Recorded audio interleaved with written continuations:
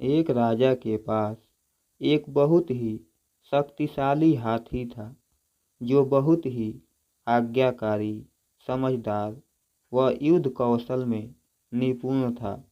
बहुत से युद्धों में उसे भेजा गया था और वह राजा को विजय दिलाकर वापस लौटा था। इसलिए वह महाराज का सबसे प्रिय हाथी था।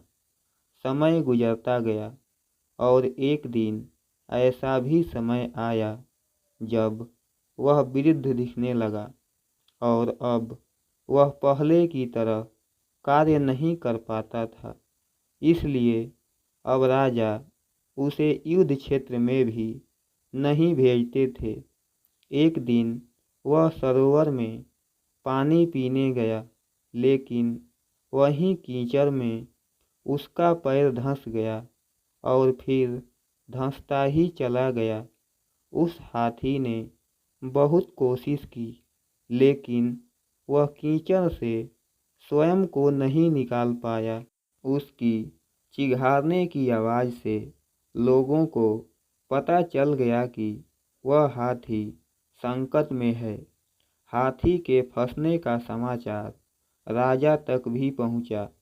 राजा समेत सभी लोग हाथी के आसपास इकट्ठा हो गए और विभिन्न प्रकार के शारीरिक प्रयत्न उसे निकालने के लिए करने लगे, लेकिन बहुत देर तक प्रयास करने के बाद कोई मार्ग नहीं निकला।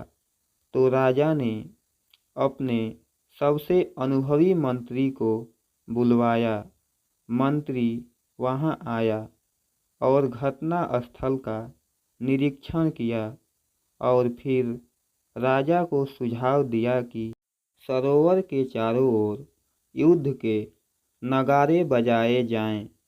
सुनने वालों को विचित्र लगा कि भला नगारे बजाने से फंसा हुआ हाथी बाहर कैसे निकलेगा, जो अनेक व्यक्तियों के शारीरिक प्रयत्न से बाहर निकल नहीं पाया।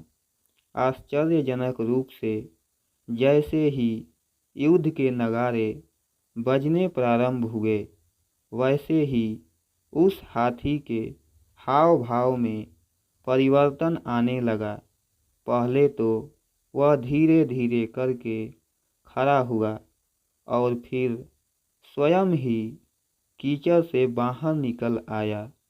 अब मंत्री ने सबको स्पष्ट किया कि हाथी की शारीरिक क्षमता में कमी नहीं थी, आवश्यकता मात्र उसके अंदर उत्साह के संचार करने की थी। मेरे प्यारे दोस्तों, इस कहानी से हमें क्या सीख मिलती है, आप अपनी राय कमेंट बॉक्स में दे सकते हैं।